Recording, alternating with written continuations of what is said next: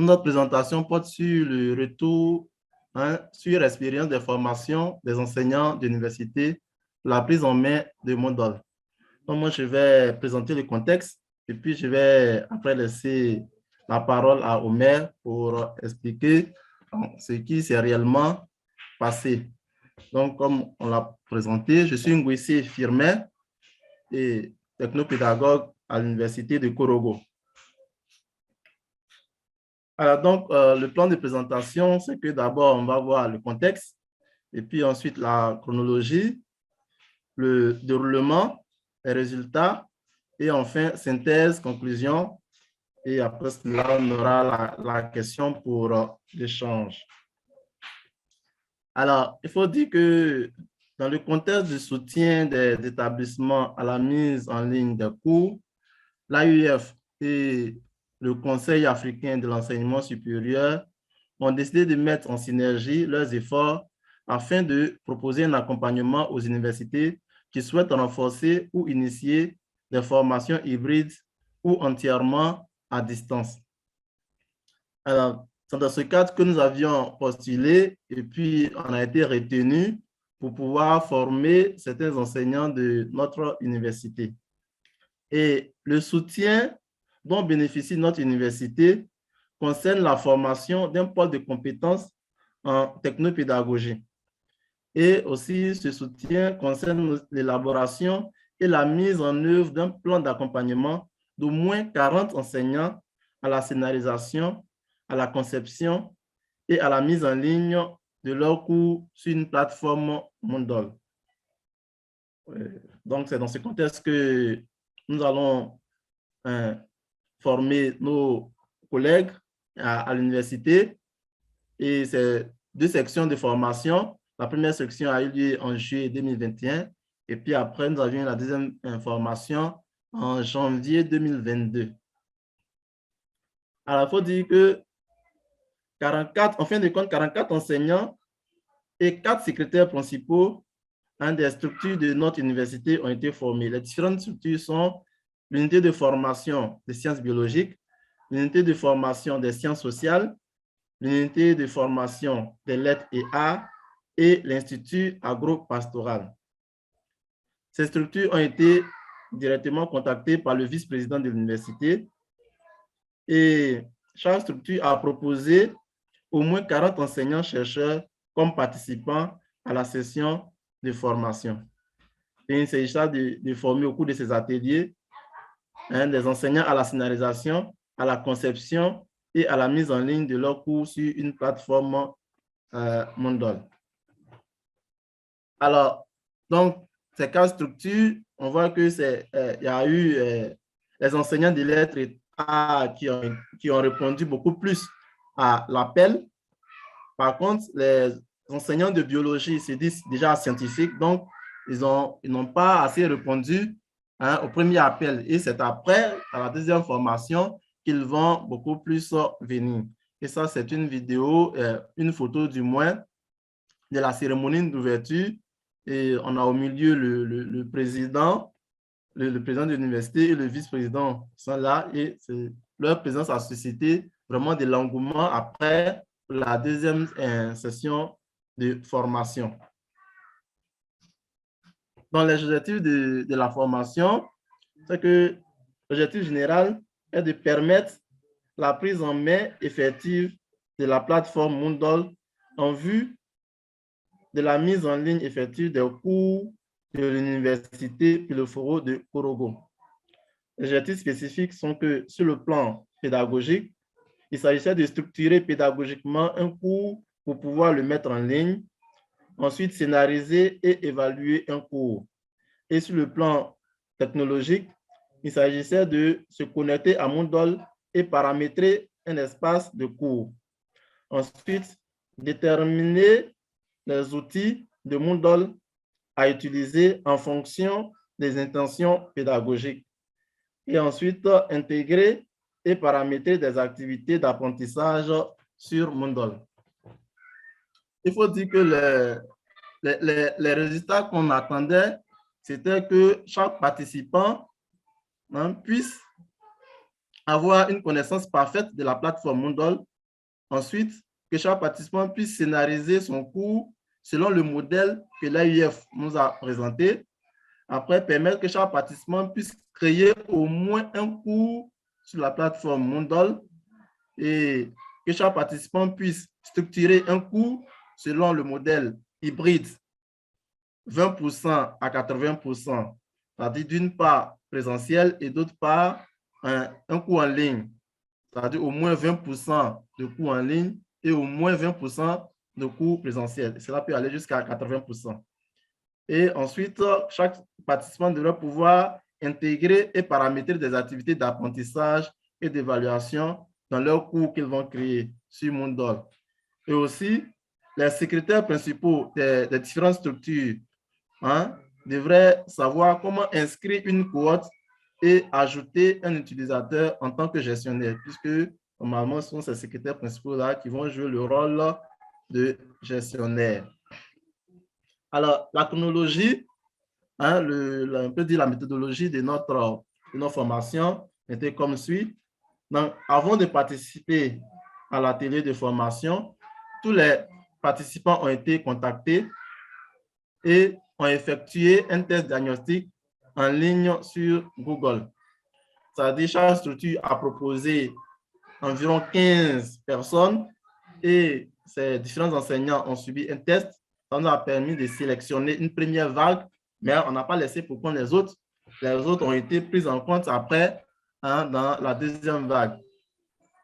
Après, selon les résultats du prétexte, les participants ont effectué leur choix, comme je l'ai dit, de formation basée sur les tests prérequis et aussi la disponibilité. Alors, réunis dans une salle équipée d'ordinateurs et de vidéoprojecteurs, les participants découvrent maintenant les modules de formation. Ensuite, les participants ont évalué la formation, les objectifs d'apprentissage et cela leur a permis de donner des impressions et de nous faire d'autres suggestions. Enfin, les formateurs que nous étions, nous avions analysé tous ces résultats du post-test et ensuite, nous avions essayé d'ajuster les stratégies pour la section qui est venue après et aussi pour un accompagnement pour les 40 participants des deux sections de formation. Donc, c'était un peu ça le contexte et notre formation a porté sur les deux modules que sont la première session Moodle et la deuxième section sur le contrôle plagiat. Donc, comme je l'ai déjà dit auparavant, en ce qui concerne Moodle, il s'agissait de scénariser et de paramétrer un cours en ligne. Ensuite, d'implémenter ces activités d'apprentissage et inscrire des gestionnaires ou des utilisateurs. Alors, le troisième point concernait plus les secrétaires principaux qui devraient jouer le rôle de gestionnaire. Donc, pour le contrôle plagiat, il s'agissait de voir les fonctionnalités du plugin plagiarisme, ensuite de soumettre des contrôles au plagiat et puis de pouvoir générer un rapport de plagiat. Donc, c'était un peu là vraiment les objectifs qu'on s'était fixés. Et en tout cas, on pense que c'est bien déroulé. À part quelques difficultés que nous avions rencontrées, je vais donner la parole à mon collègue Omer pour vous parler un peu du déroulement. Donc, merci bien. Ça. Omer, je te passe la parole. Merci bien, Firmin. Alors, je suis donc dans la phase du déroulement, comment ça se passe de façon pratique. Comme il l'a dit, dans le cadre de la chronologie, après donc un prétexte, il fallait organiser en fonction des prérequis pour que nous puissions bien ajuster ce qu'il fallait dire, satisfaire effectivement les besoins qui étaient exprimés dans le prétexte. Et donc là, c'est la première session qui s'est déroulée en salle. Et vous voyez donc comment j'étais organisé autour de salles en faisant des cercles par groupe pour des séances de travaux en groupe et parfois des retours ensemble. Donc, derrière, c'était des participants et par moment, donc, les apprenants se tenaient debout. Vous avez une photo, la première où je suis debout en train de voir donc, instruit mes collaborateurs sur les différents aspects de Moodle. Firmin, tu peux, comme tu as la main, tu peux avancer par rapport à la... Voilà. Alors, donc, à la fin donc, de cette session, il y a eu des réactions sur le contenu. Et donc, les objectifs, ça c'était donc comment les apprenants s'exprimaient. Ils ont trouvé que les objectifs d'apprentissage qui leur avaient été présentés étaient parfaitement clairs. Et en termes de, à la fin donc, de la formation, il leur revenait aussi de pouvoir se prononcer si notre manière de nous prononcer, à savoir le contenu de la formation, la charge du travail, leur était vraiment accessible, était adapté en fonction donc de tout ce que nous avons considéré comme prérequis pour nous assurer si c'était bien fait ou pas. Et donc, on voit bien que la formation, ils ont tous répondu être totalement d'accord, et c'est en violet là, que la formation était organisée de manière à leur faire participer, et aussi elle était adaptée à leur formation. Je peux évoluer rapidement puisque le temps s'en va là. Alors, au niveau de la deuxième session, elle s'est déroulée à distance, puisque nous avons de présence à distance. Et là, c'était une formation sur l'utilisation d'un plugin qui marche avec Moodle, qui va permettre de pouvoir contrôler le plagiat des étudiants. Alors, vous voyez la première image là, c'est moi qui me suis, j'étais à environ 600 km de l'université, à Abidjan, et donc je faisais la formation. Et sur place, mon collaborateur était avec eux réunis dans la salle pour voir comment est-ce qu'ils allaient donc percevoir une formation qui est déroulée cette fois-ci à distance. Et après, nous terminons avec une mesure de l'évaluation de ce qu'ils ont compris avec Kahoot. Et puis, on avait des résultats pour susciter l'engagement, pour qu'ils découvrent un peu tous ces outils qui sont à leur disposition désormais avec la plateforme qui leur est octroyée gracieusement dans le cadre du projet. Tu peux avancer parce que le temps s'en va. OK. Alors, donc, au terme de cela aussi, ils ont été soumis aussi à une évaluation, comme Firmin l'a dit, faisons des boucles, des évaluations pour pouvoir ajuster cela. Et donc, ceux qui ont donc assisté à la fin disaient, on leur a comparé quel était le niveau de compétence avant la formation, totalement médiocre, c'est-à-dire qu'ils ne connaissaient rien de Moodle, ils ne connaissaient pratiquement rien, et vous êtes en bleu. Mais lorsque nous sommes passés à la fin de la formation, alors on voit bien que tous ont un niveau satisfaisant. Ils ont dit que c'était très bon, c'était satisfaisant, ils ont eu des compétences, ils ont eu des apports assez signifiants par rapport à la formation. On peut avancer. On peut avancer, super. Voilà. Alors donc, voici quelques réactions que nous avons essayé de prendre auprès d'eux pour que nous rassurer de ce qu'ils disaient, parce que c'est bien de le dire, de dire oui, c'est bravo, mais il faut l'écrire. Donc, sur le test sur Google Drive, voici quand même des éléments qu'ils ont trouvé signifiants dans ce que nous leur avons apporté dans le contenu. Il s'agit par exemple de comment évaluer les apprenants, comment créer un livre en format HTML, et puis aussi de pouvoir être capable de pouvoir gérer une cohorte d'apprenants. Comment structurer, ce sont des choses qui ont trouvé vraiment signifiantes. On ne peut pas tout noter, on a juste pris quelques captures. Et là, on laisse écouter le témoignage d'un enseignant qui, lui, a suivi les deux formations à la fin et a voulu bien nous partager en 1 minute son témoignage. Écoutez. Enseignant-chercheur à l'Institut de gestion agro-pastorale de l'université de Louvain. Dans notre institution, nous avons eu 2 modules de formation qui sont la formation Google et la formation au plugin, la plagiarisme. Au cours de la formation Google, nous avons appris la scénarisation, la conception et la mise en ligne des cours sur une plateforme. Cette formation a été complète et très pratique. Car le contenu répondait parfaitement à nos besoins. Durant cette formation, les différents intervenants avaient eu la maîtrise du sujet. Ils ont été à l'écoute des apprenants et très réactifs. Concernant la formation au plugin plagiarisme.com, c'est une formation qui vient à point nommé pour accompagner les enseignants et les chefs dans la réalisation des différents mémoires de nos étudiants.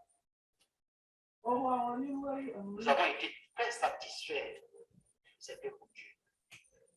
C'est le lieu de grands merci aux différentes autorités, avec à sa tête le professeur Adama Toubali, président de l'Université et ses différents vice-présidents. Je vais également adresser à l'ensemble des membres du service technico-pédagogique de l'Institut Frogon. Nos souhaits serait d'avoir des séances de mise à niveau. Je vous remercie. Docteur Arnaud Arthur-Hyacinthe. Merci. On peut avancer à la prochaine slide. Alors, donc, en conclusion, donc, nous avions donc celui que, d'une part, en tant que technopédagogue, nous avons trouvé une expérience vraiment merveilleuse. Les apprenants ont été satisfaits et ce qui a conduit donc nos autorités qui, dans le cadre du projet, avaient initialement prévu donc une plateforme Moodle pour toute l'université, ont donc décidé d'exécuter désormais, de pouvoir offrir une plateforme Moodle pour chacune des unités de formation et de recherche, soit donc 4 plateformes Moodle en abonnement sur 2 ans pour la suite de notre projet. Et dans la suite, maintenant, nous nous interrogeons à savoir, maintenant que l'accélérateur de la pandémie n'y est plus et que tout semble évoluer vers le retour à la normale, comment nous allons poursuivre donc cette aventure après la pandémie? Nous en débattrons de cette question à la fin. Merci pour votre attention.